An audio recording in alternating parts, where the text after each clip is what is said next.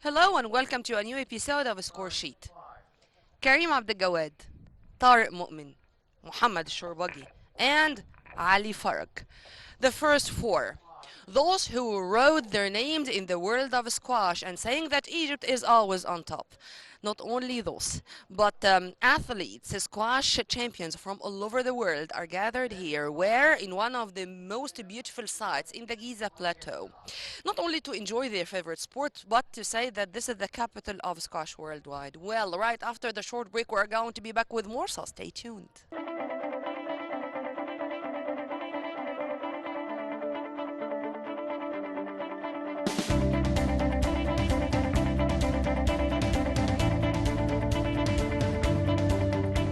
We are very much delighted to have with us Mr. Amr Mansi, the tournament director. Thank you very much for being with us, sir. Thank you. Thank you for coming. And I'd like first to say congratulations over the wonderful organization, and it seems that everybody here is enjoying his time. Thank you. And I think it will get better day after day because we had 3 days delayed because of the weather. Yeah, sure. So to be honest, we were hoping for 100% complete better start, but I think there's 10 to 15% of things that we need to be done by tomorrow. So we're ready. We are ready, and you're always ready. And you know, when it comes to squash, you are always included. It seems now that it's not only your profession, but a habit too. Sir, when it comes to squash, Egypt is always on top. And also, the organization here is. Let us say a free propaganda for Egypt. Egypt is secure and safe and capable of having such tournaments. And here it's this wonderful place, the Giza Plateau. Was it a challenge, or you get used to all this? You never get used to it. It's of course it's a challenge. First of all, raising the money is not easy. Thanks for sponsoring this tournament. Or actually, it was a passion coming from us to bring this tournament back, and actually doing it like the World Championship for women's with the highest prize money ever in history. It was not easy. Convincing the PSA to host another platinum event, adding to become like 8 platinum events, not 7. It took us around 1 year and a half negotiations with the PSA. I think they gave the exception because of this iconic location. So we're happy and honored and proud to host this tournament. And as you were just saying, that Egypt deserves to be on the map on many international events, not just squash. Whatever event we are capable of organizing in Egypt gives a lot of propaganda to the country. Yeah.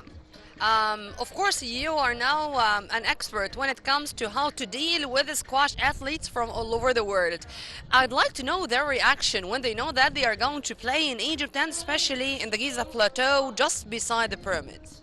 I'm not sure if you know, but I used to play squash myself. I used I to be know. top 50 so in the world. So it's actually for us as Egyptians or international players to play here by the pyramids is unbelievable experience. So they're all happy when we just announced that this tournament is coming back. You can see from all over the news and the Professional Squash Association social media that everybody's excited, and all the players they're bringing their families. You know, Mr. Amr, when it comes to Egyptians, it's okay. They should be that proud of the surroundings. But with the foreigners, this is a piece of magic. The Egyptian monuments, and especially the Egyptian pyramids, for them, it's something giant. I wanted to know their impression, their facial expressions. Let me feel this with you, and of course, all our dear viewers. Tell you something. I don't think it's announced, but this morning one of the players, she's Dutch, her boyfriend proposed to her in the court in front of the pyramid. So this is how excited they are. Yeah. You know what I mean? So they're all excited, and this is the best place in the world, I guess. And there's nothing can beat this location. Yeah. And also, in my humble opinion, this is something on the ground. I mean, implemented on the ground to answer those media outlets who may speak about Egypt as an unsafe place or an unsecure place or stuff like that, if you agree with me. 100%. We suffered from this a month ago during the Guna Film Festival. We were supposed to bring two of the biggest stars from Hollywood, and then those media outlets started talking in a negative way about Egypt, and actually they didn't come. So seeing this and this tournament is broadcasted live in 40 different channels around the world, and this location with the court, it's going to be I think all over social media and news, as already started by CNN, and everybody's talking about the tournament and the prize money. So it helps promoting Egypt in a very positive way, and seeing, like you see, from New Zealand, from Brazil, from the States, they're here and competing. Yes, everywhere. So I think it gives a very, like you were just saying, a very positive feedback about Egypt. You know, as you've kindly mentioned, and of course I knew that you were one of our champions of squash. You know, squash and the Olympic Games. I myself, even as a fan of squash, I knew that squash is going to have a leap. Such a giant step forward when it's included in the Olympic Games. Tell me about your impression about that and how the Egyptians are going to do. I mean, when Egypt is going to be included into the Olympic Games with its squash players, I think that we are going to grab all the medals. Sure, but I think what I convinced myself with is we will make it to the Olympics with support to the game itself. I mean, the golf was not in the Olympics, and they didn't care. They had the highest prize money ever paid, and now the Olympics includes golf. I mean, when the sport itself becomes very big, then whenever they want to add it to the Olympics, it's their call. But I mean, we're not going to. We've been trying to include it to the Olympics for the past 20 years, but I don't know why they're not convinced. It's money and it's politics. Money, it's politics, of course. Yes. And you know, and I am speaking about this because personally, with the propaganda made, with the campaigns by Nicole David and Rami Ashour, which were made before, and with the very sensational words of Nicole David when she said, "Take all my world medals and give me one Olympic medal," this was very emotional. So. This in a specific, when it comes to this point, I think this is going to be a turning point in the squash world. Let's return to this competition and speak about the players. How many players are competing here and from how many countries? So we have 64 women and 48 men from 25 different countries. Of course, from all over the globe. And I had the honor to speak with the number 12 from India and number 12 from the UK. They were really enjoying their time. I know it's very exhausting. For how many weeks, days, and even months we're preparing for this? Started preparing since I think Feb. Okay. But I mean, not like the most tiring part is from July. Yeah, July, from July. But we started planning everything with no, we actually agreed on the date before beginning of the year. I cannot remember when exactly we announced, but it took us around 6-7 months of preparations.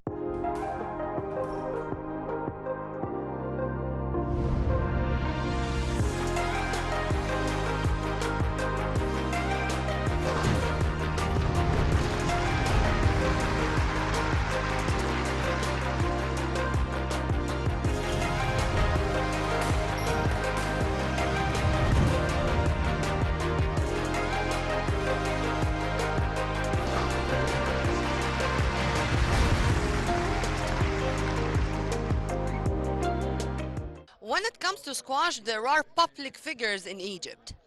And it seems that he was not that much satisfied with what he achieved here. But for example, if you mention his name in Kuwait, you are going to say that he is the father of squash in this brotherly Arab nation.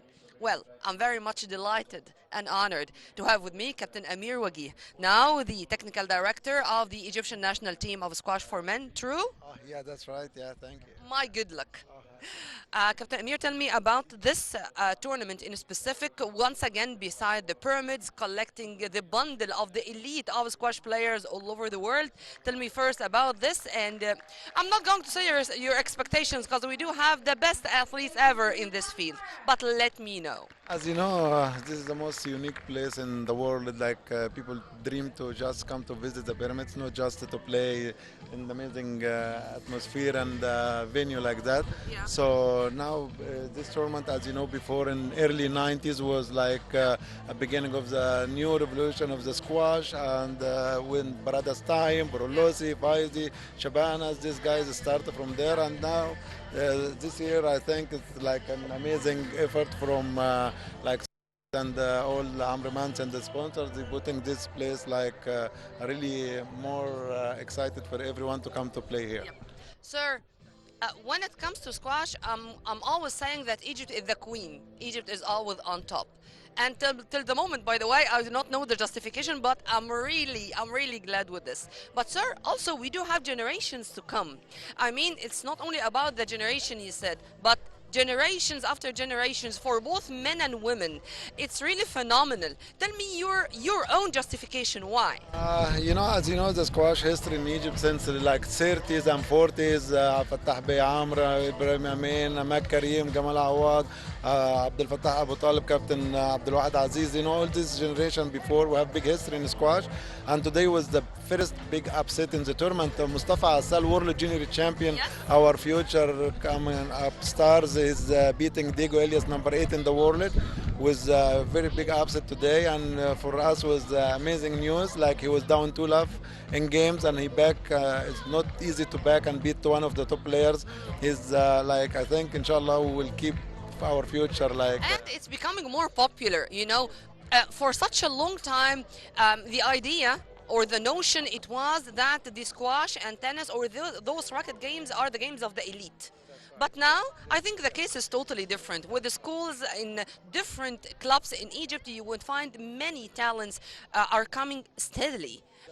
If you agree with me on that. I agree with you. A lot of academies now coming up, and even private and academies. Like if you see all the idols, like in different clubs in Egypt. So Noor Sherbini, like example, she's in a sporting club with Zahid and Faris. So a lot of players coming up, signing for the academy, watching Noor playing, and this guy is top. Faris Dessouky? Faris is a fighter for me, and he is amazing, and he is really a fighter despite the fact that he sustained many injuries. But when he returns back, he returns with this power. He is inside the glass court a real fighter. Good to watch in the glass court. He's an amazing player, as you see in El Gona. He did a lot of fantastic results, Yeah. and now he's coming up from injury from his knees. But I hopefully he's like recover 100%. We all hope so. Yeah, inshallah. Captain Wagih, you know, since we are speaking about injuries and we are speaking about athletes, we were all in tears when we listened and watched the artist Rami Ashour announcing his retirement. Sir, when it's a must for a player with the dignity or the position of Rami Ashour to say goodbye, and now my body defeated me, I should say goodbye to the glass court. I think Ram is a very smart guy. He's like a stop when he's in the top. Everybody love him inside the court. A right decision. Yeah, it's a very right decision. Like Shabanas when he did, and Darwish when he did.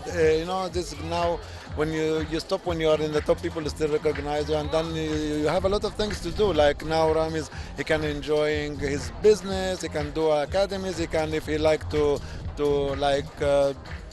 Doing some coaching or doing some business jobs. So I think we will have him for next like few years. He's doing much more better than inside the court, outside the court. Inshallah. Tomorrow is another day, and I do know that we do have such a busy schedule. What's our next step as national team, I mean? As you know, like every day we're gonna have top 5 matches here in the night at this amazing venue in the glass court, and in the morning we start in shooting club at the side court because the I mean, match. right after this incident, you told me just before being on camera that we are going to go to Doha for a special tournament. That's right. The world individual for the men's, like in Doha, started from the 8th to 16th. Inshallah, I think inshallah our player ready, and this is like fantastic. step for them, like before we go to Doha for the. They are always ready, but isn't it that exhausting, Captain Amir?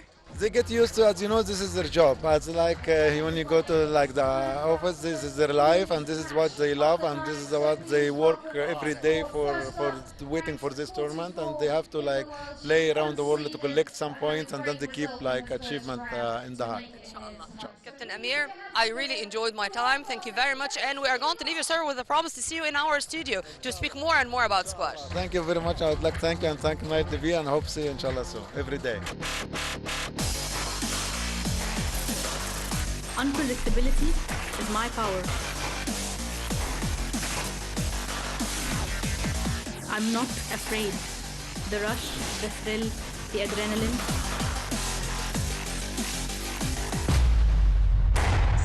Ma'am, first, thank you very much for being with us on Nile TV International. Name, ranking, and nationality?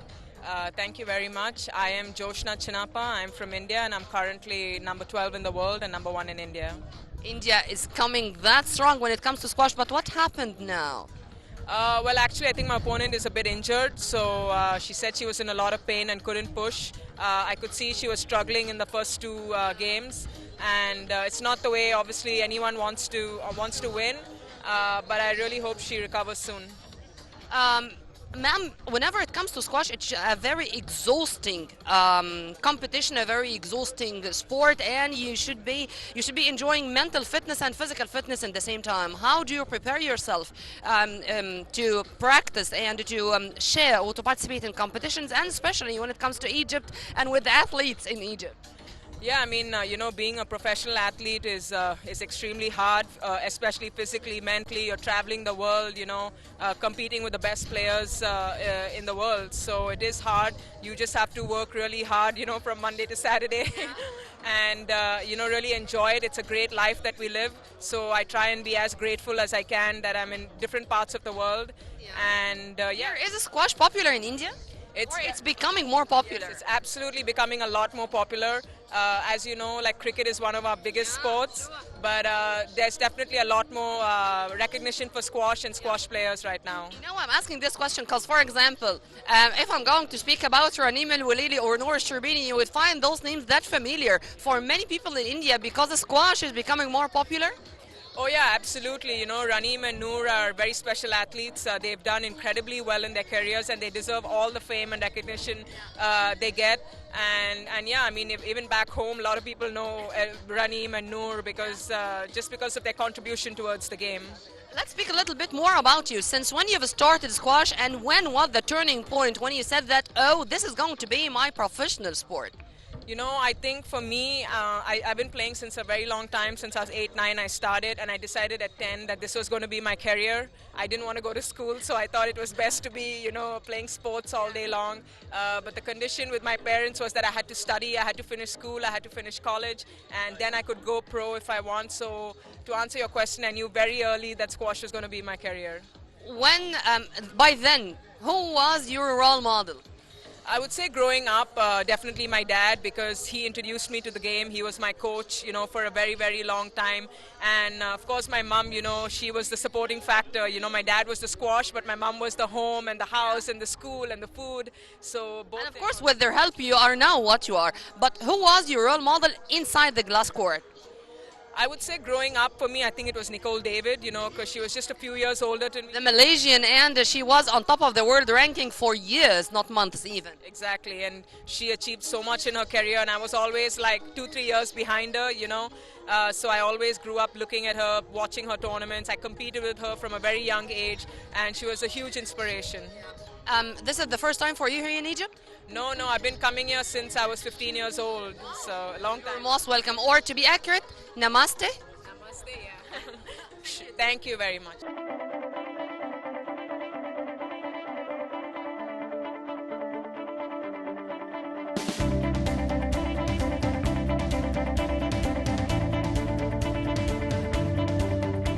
We are very much delighted to have with us Joel Macon. He is number 12 in the world ranking, and here in Egypt to play with Tariq Mu'min. Tariq, the Egyptian Tariq Mu'min, he's number 3, as far as I remember. Okay, Joel, first time here in Egypt? I played here a few times. I played Egyptian League actually a couple of weeks ago in Cairo. But yeah, it's my first time here playing in front of the pyramids. Yeah. Joel, I know that squash is very popular in certain countries, and I think England is one of those countries. Yeah, definitely is. England's got a history in squash as well. They've had a lot of world champions over the last couple of years and things, so now it's not quite as high as they were maybe 10 years ago. Egyptians are strong at the moment, and they're sort of dominating more tournaments coming across here. Yeah, so. And this was my coming question. Since when you said that, squash is going to be my professional career, I'm going to continue in squash, and who was your role model? I was probably 17, 18, sort of when I sort of started taking it, as in I could go professional from there. Yeah, and the top British player at that time was Nick Matthews, so it was probably him, I think. He's my favorite too. Yeah, okay, so we all looked up to him because he was getting into the, getting in amongst the top Egyptian players and winning world championships and stuff, so yeah, it was probably like that. I was honored to interview him once, and I told him, Nick, you're great, but you are not a good loser. I mean, he loses his temper, and he began to behave in a way that, oh no, I'm not. Was not me, and I should do better. I should maybe be well prepared more than that. Are you of the same category? I suppose, yeah, you could say that. I think Nick was so competitive and he was so driven after losing and things like that, and that's what made him so good. So I think that side of it's important, yeah, definitely. I don't think it's a bad thing, but yeah. No, this is great because I'm all the time when I'm speaking about squash. I'm speaking about a sport which is that tough, and you should have your mental fitness and physical fitness on equal foot, I think. I'd like to know about you. How do you prepare before going into a competition? How do you prepare for such a fierce competition? And how do you work on your points of strength and points of weakness? Yeah, I mean, we're travelling to these kind of tournaments all through the year, so we have a lot. It's busy through the season, a lot of glass court matches and trying to prepare for that. So through the summer is the only time you can really take your game apart and work on a few more things. You have about 3 months through the summer, so that was when we went back to a lot of physical work and trying to change a few things technically, tactically. So it all comes from that really, and then you try to implement it through the season really. Yeah. Joel, it's all about points. And the many competitions you are going through, the more points you are going to grab, and then you are going to modify your world ranking to the better, inshallah. How do you see this? Because I think that this is really very exhausting. What about your choice? How do you choose the competitions you should go through? A lot of the time now, a lot of the World Series tournaments are going to be the biggest ones for us to choose. So around the World Open and the British Open, they're the sort of the biggest ones, and then after that, all the World Series tournaments we choose. So been trying to target those kind of ones, and as you go up through the rankings, you're trying to target. You want to win major events and get in amongst the top players in the world. I think is a huge part of it. So yeah, that's that really. Yeah. There are nicknames for the players. For example, Ramy Ashour, the artist, Mohammed Shorbagy is the beast or the monster. Which style do you prefer? I mean, of course you have your own style, but there are styles which you see that they are a little bit similar to you. Which? Yeah, I think it would be a lot more towards the side of the Mohammed and those kind of players. I think.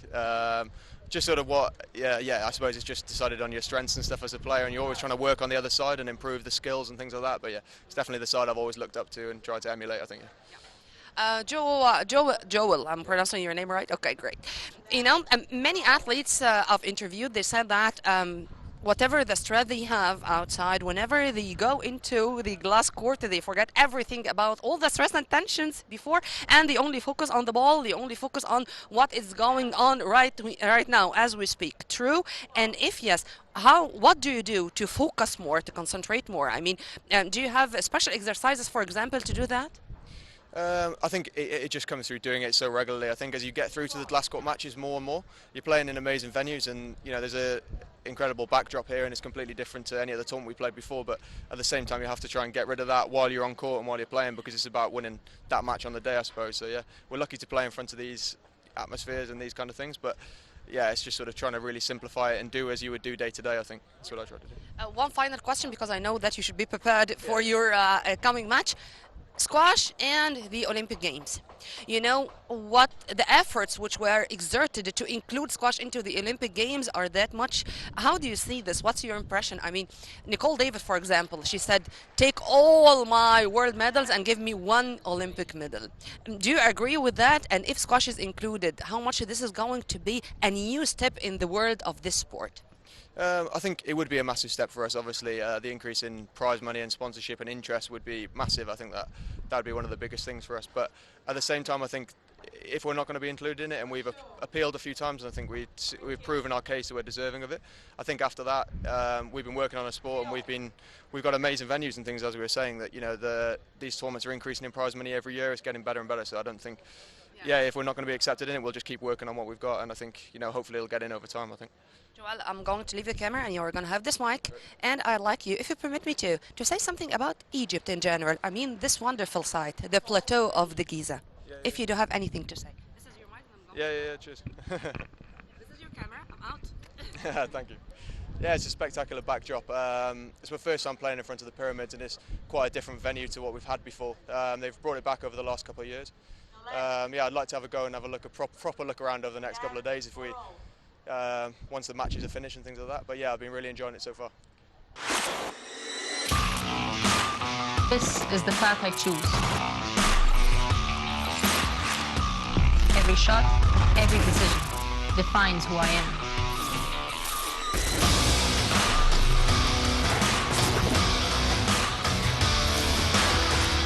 It's me and that court.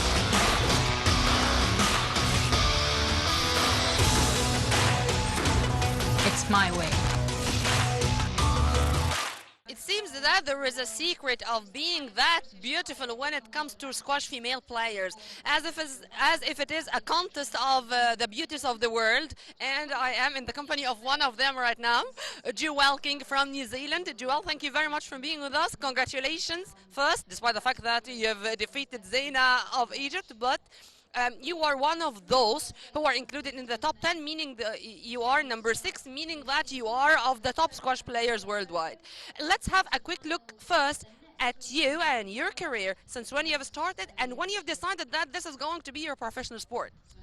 So I started playing squash when I was 8 years old, which I think compared to a lot of the Egyptians is actually quite old. And I was 17 when I decided that I was going to turn professional. I finished top 3 at the World Juniors behind lovely Raneem Al-Walili and Camille Serm, who's also top 10. And that was kind of the switch that made me decide that I wanted to go pro. Jewel, would you please look to your camera? Yeah. Jewel, Camille Serm and you, and then the rest are Egyptians, from relatively. Tell me your impression first, to know that you are going to come here and to play in Egypt and beside the pyramids and with all these players, or the bundle, the elite of these squash players worldwide. Yeah, I mean, as a little kid growing up in my squash club, there was actually a poster of the Al Aram tournament that was on the wall that I always thought, how amazing that is.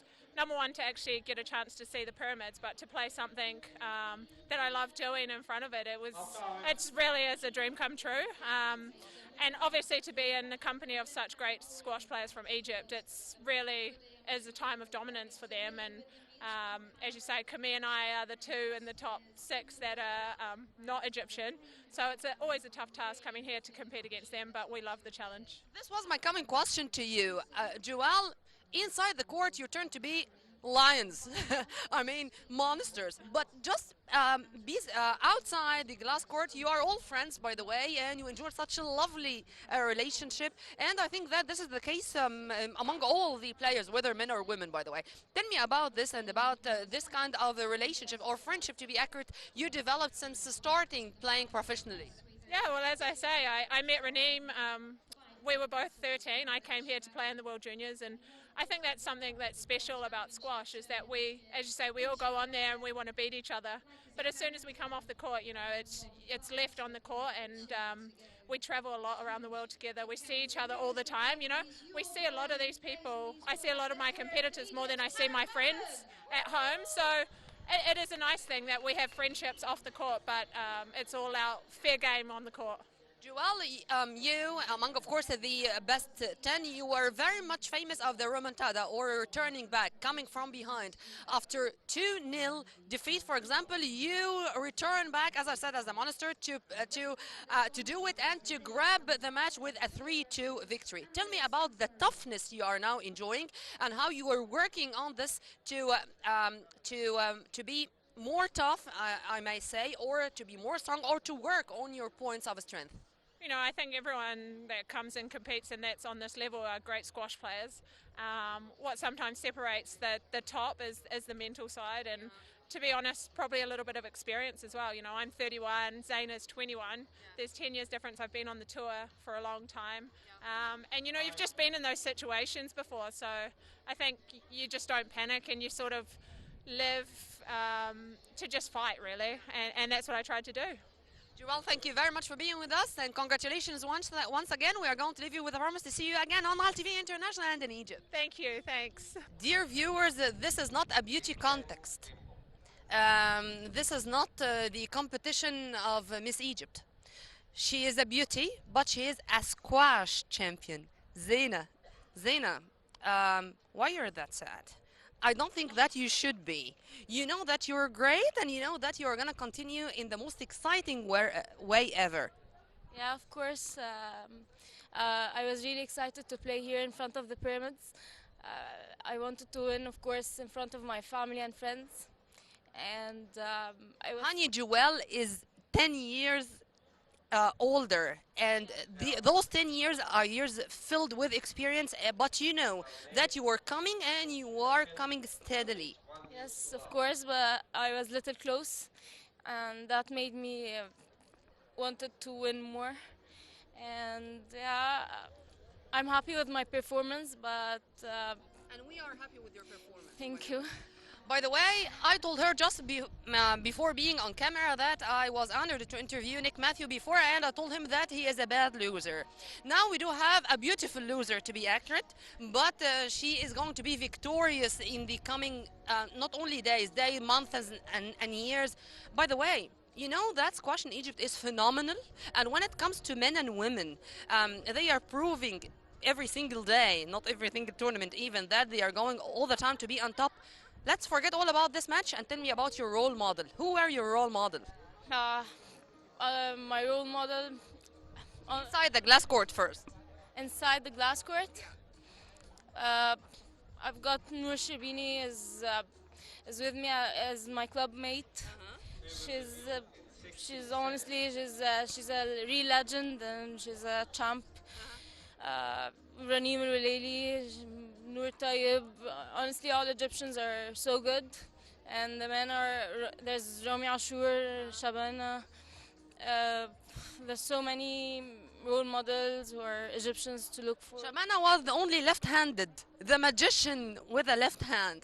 So there's no other left-handed players? There are, of course, but Shabana is a legend. So yeah, he's a role model to almost all of the squash players. Zainab, what's your impression about playing beside the pyramids? And if this is the first time for you to do it here? Yes, it's honestly the first time to play here. It's amazing. The venue is so good, so great, and the court is amazing. Yeah. That's why I was really excited.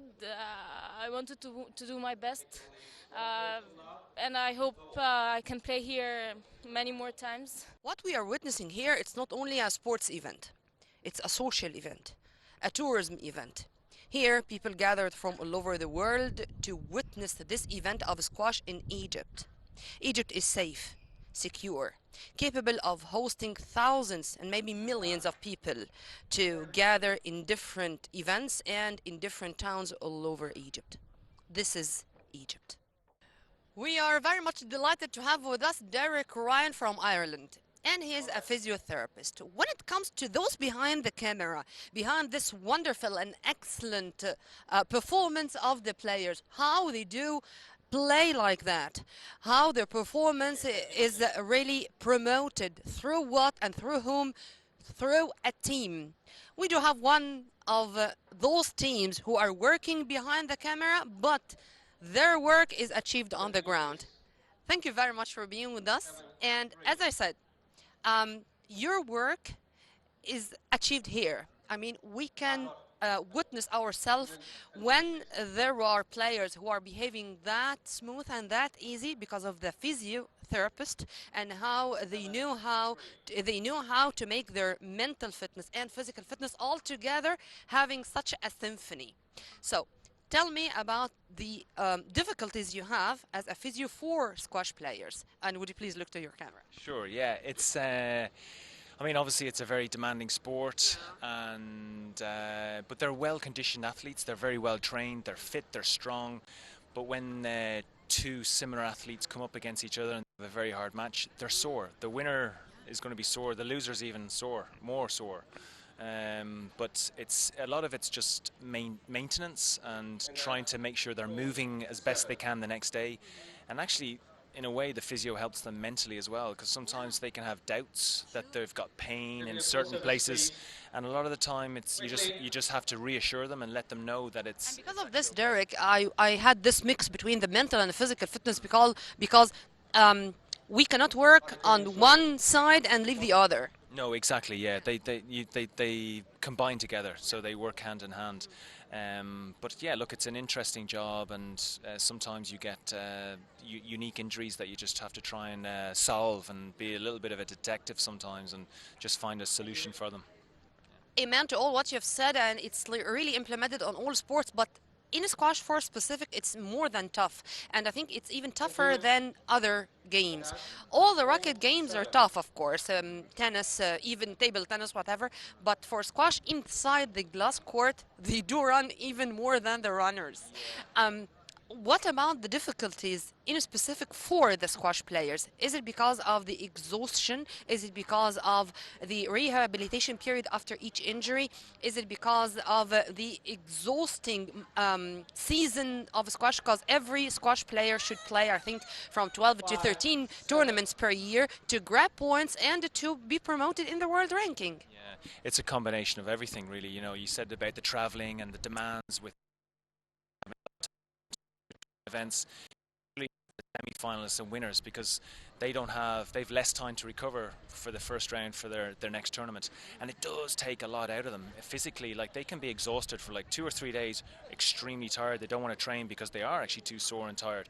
But you know, one of the things with squash is that there's a lot of there can be a lot of movement with each other, which you don't get that in tennis, badminton, table tennis, because you're on the other side of a net. Whereas this, and that produces soreness in the muscles as well, because they get used to the movements, but then all of a sudden their opponent could be in their way, so they have to do a quick move, which is unexpected, and that's quite demanding on the body, and that leaves the body sore the next day. So one of the nightmares any players can have, it's injuries. And you know, I'm speaking about this with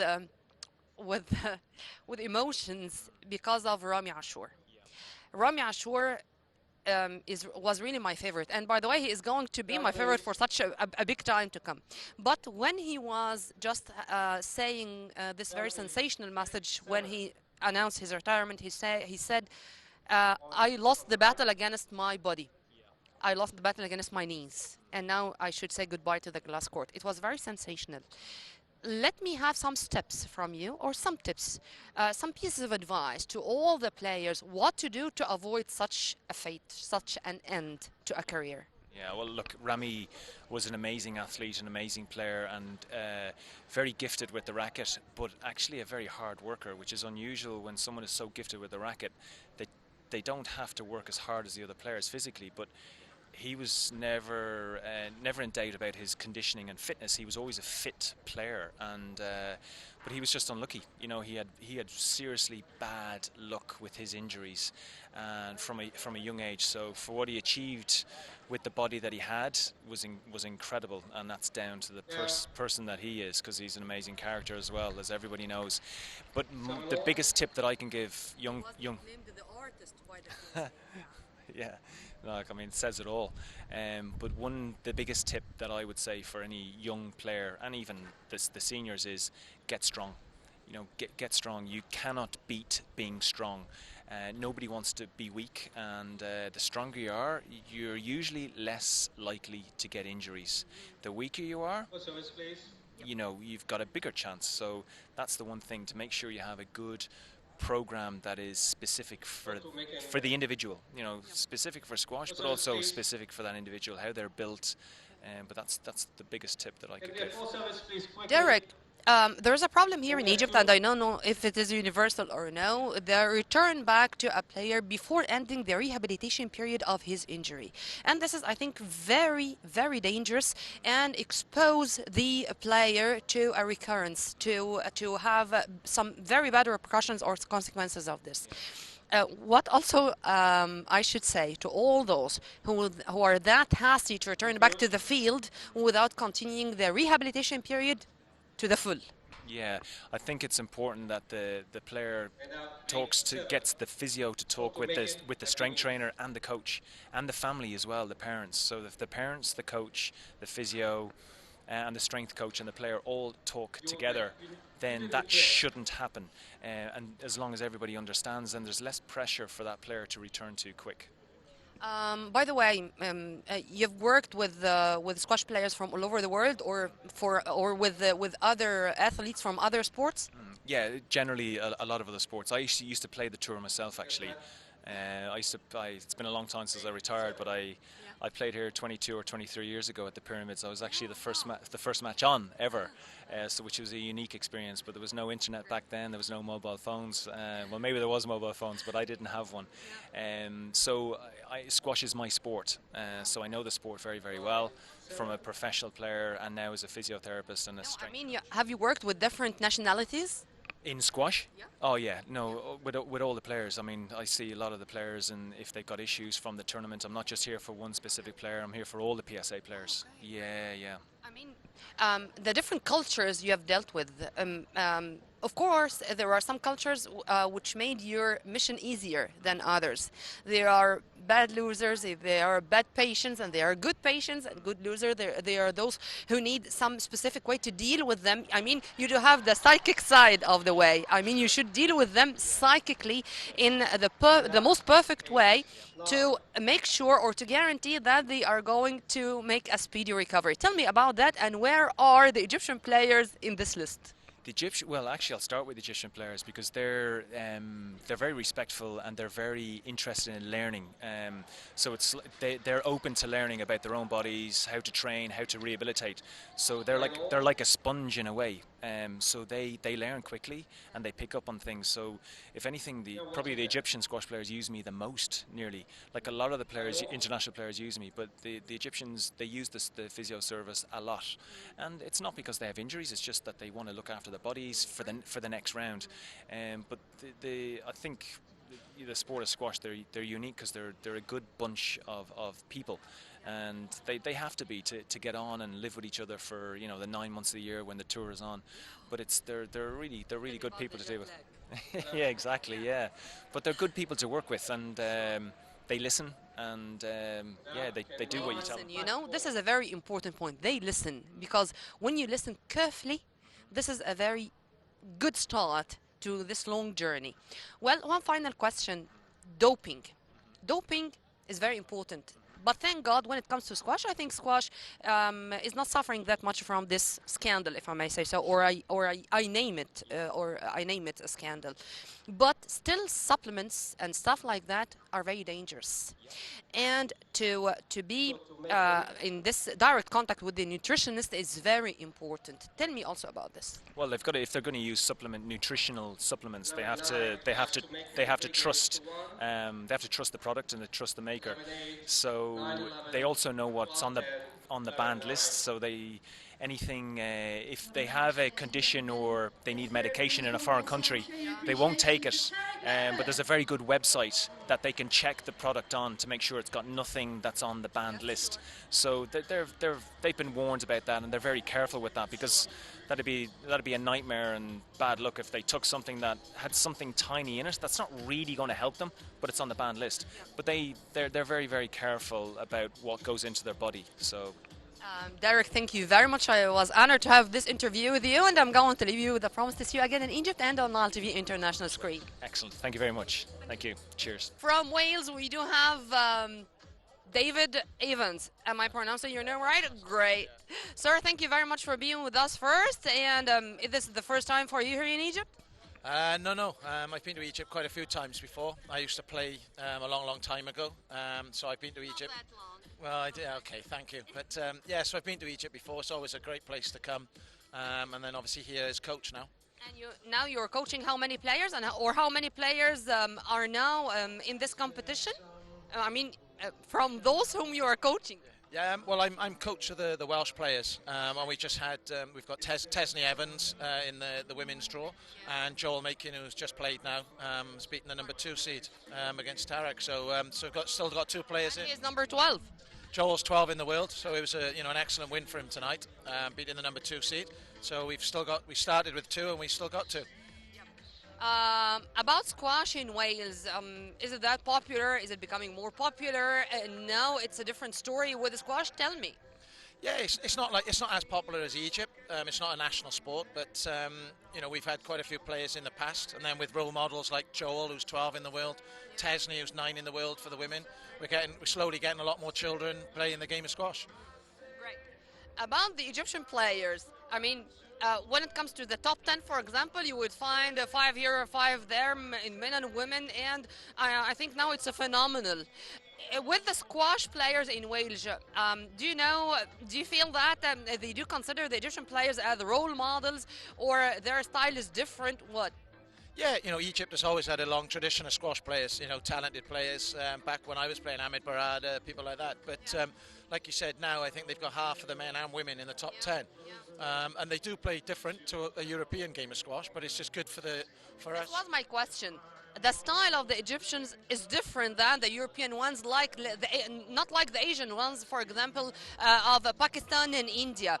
Where is the Egyptian style when it comes to the European ones? Yeah. I mean, the Welsh ones. The Egyptian style is a lot more attacking than what we're used to in the UK. So we're a little bit more conservative, but the Egyptians are a lot more flair, attacking, which we're trying to sort of emulate and bring into our game.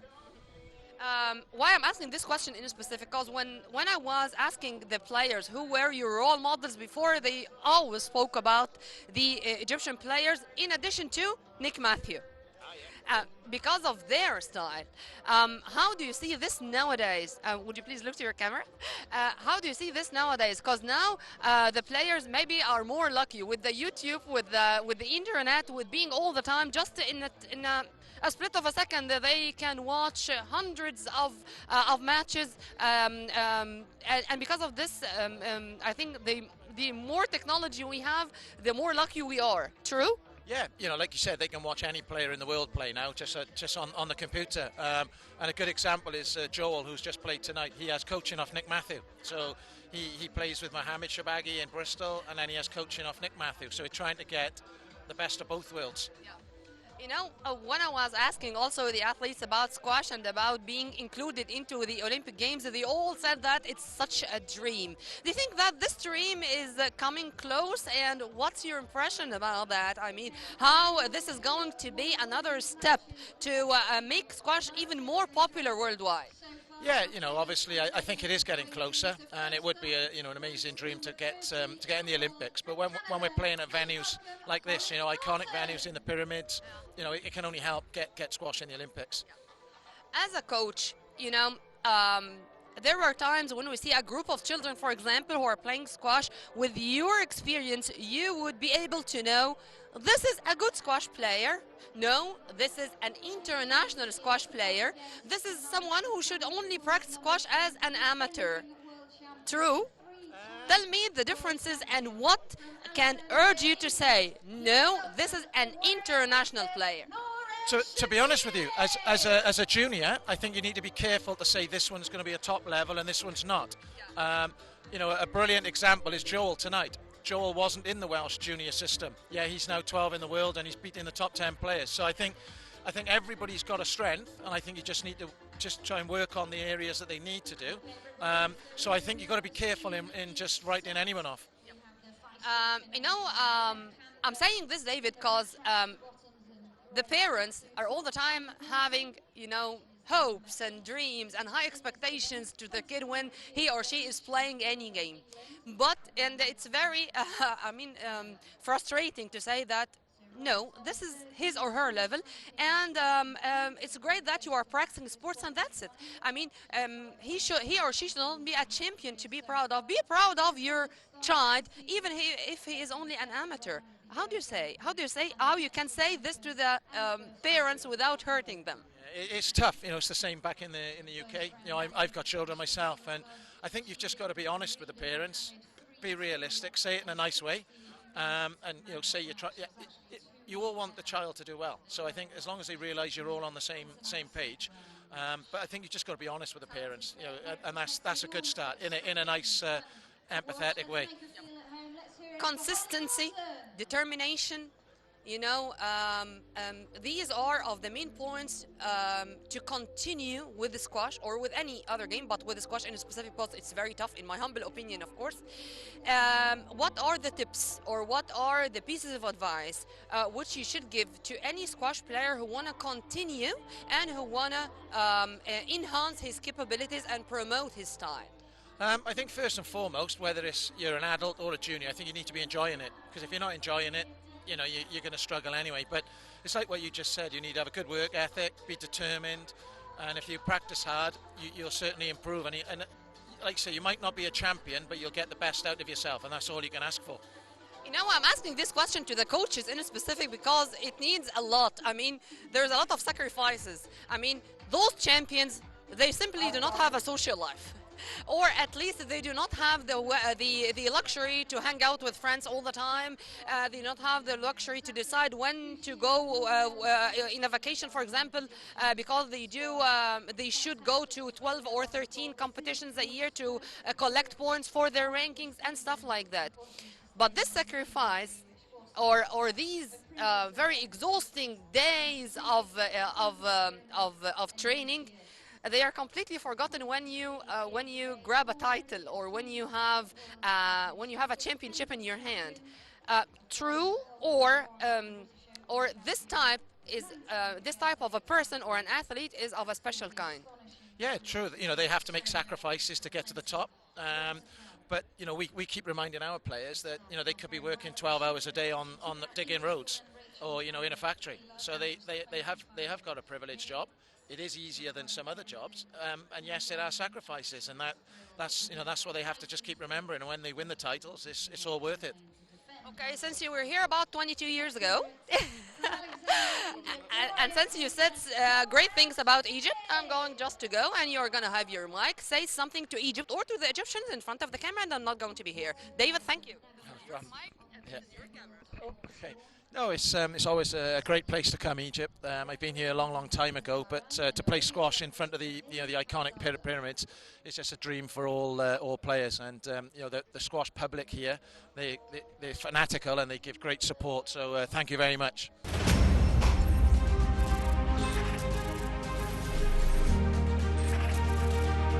I learn from my mistakes.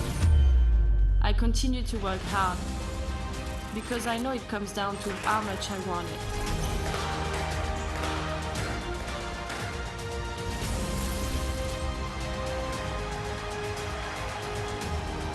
It's my passion. It's mine. As we started with the big four, now we end with the most beautiful four. Nouran Gohar, Camille Serm, Noor Sherbini, and the world #1, Raneem El-Weleili. To all those, thank you for making us really enjoying our time. Thank you for being on top of squash worldwide. By this, we come to the end of this special episode of Score Sheet. We'll meet again, same time on Nile TV International. Many thanks for watching. This was Nermeen Abdurrahman with all my love.